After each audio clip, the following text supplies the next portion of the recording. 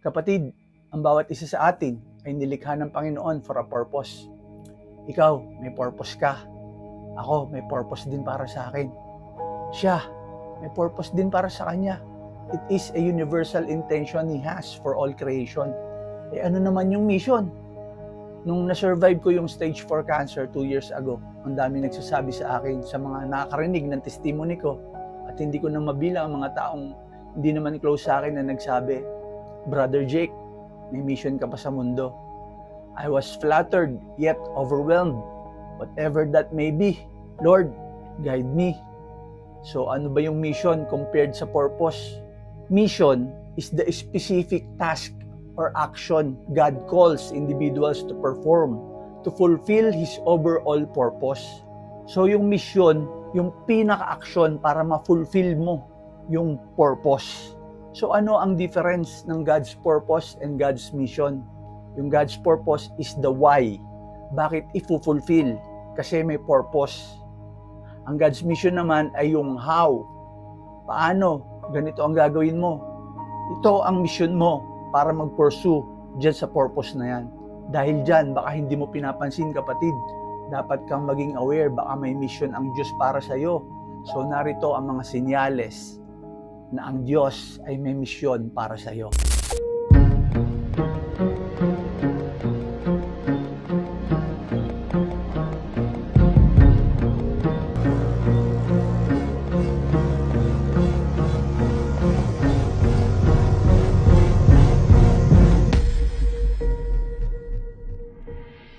Pitong senyales na dapat mong makita na maaring may misyon sa iyo ang Panginoong Diyos. Number 1, persistent calling. Ang Panginoon ay maaring maglagay sa iyong kaisipan ng mga visions o recurring thought or desire in your heart na gustong gawin ng puso mo to glorify His name, urging you towards a specific mission or purpose. Katulad ng karanasan ni Apostol Pablo na inobliga ng Panginoon to spread the gospel as described sa Acts 9 verse 15. But the Lord said to him, "Go, for he is a chosen vessel of mine to bear my name before Gentiles, kings, and the children of Israel." Number 2, confirmation through prayer. Sa iyong pagdalangin, ang Diyos ay nagbibigay ng kalinawan at kumpirmasyon about the mission He has for you. Nangangako siya na kapag humingi ka ng wisdom, ipagkakaloob niya ito.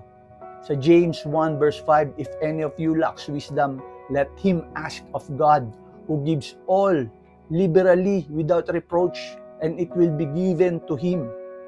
Number 3, spiritual gifts and abilities.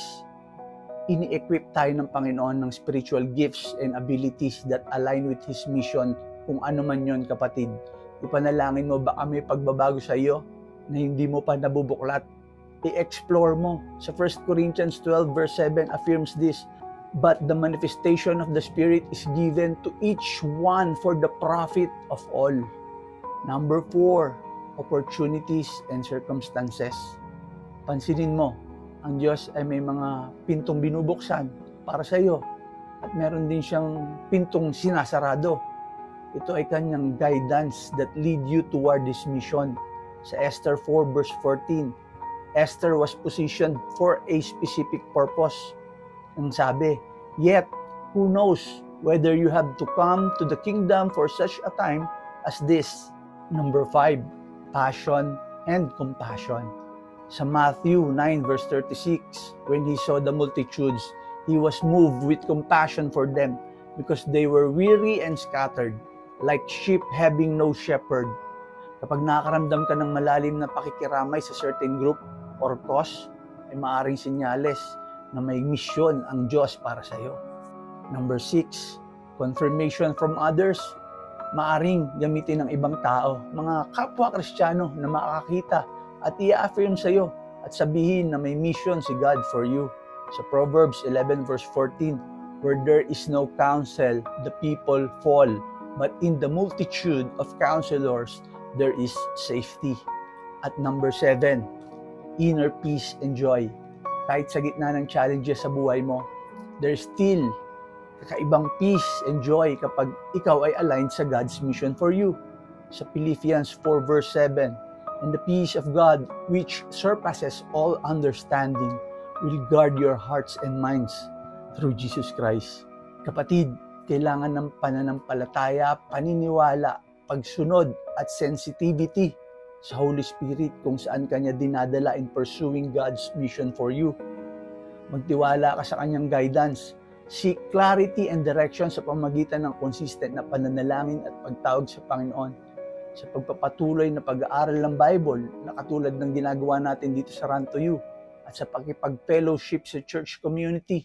Remember that God is faithful and will equip you sa mission na kaya Kanya tinawag ay para i-fulfill ang mission na ito. Tara kapatid, manalangin tayo, maari kang yumukod o ipikit ang iyong mata at damhin natin ang presensya ng Panginoon. Panginoong dakila at makapangyarihan, salamat Ama sapagkat may plano at purpose ka sa bawat isa mong lingkod. Panginoon, tulungan mo kami kung ano man ang purpose ng buhay namin sa mundong ito. Help us to submit to this purpose. Alisin ang takot at gabayan ng Holy Spirit to reveal areas sa buhay namin na hindi pa namin isinusuko sa iyo. Panginoon, thank you for placing a mission sa aming buhay. Kami nananalangin na kami ay iyong gagabayan sa bawat takbang at bibigyan ng kalakasan sa pagsunod sa iyong kalooban.